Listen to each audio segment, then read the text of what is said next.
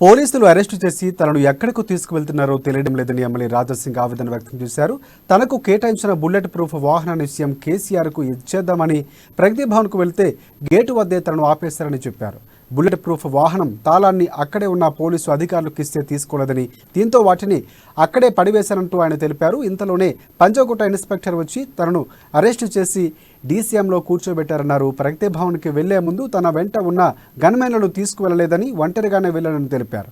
పాడైన bullet proof వాహనాన్ని తనకు ఎందుకు కేటాయించారని అడిగేందుకు ప్రగతి భవన్కు వెళ్లాలని రాజాసింగ్ స్పష్టం చేశారు.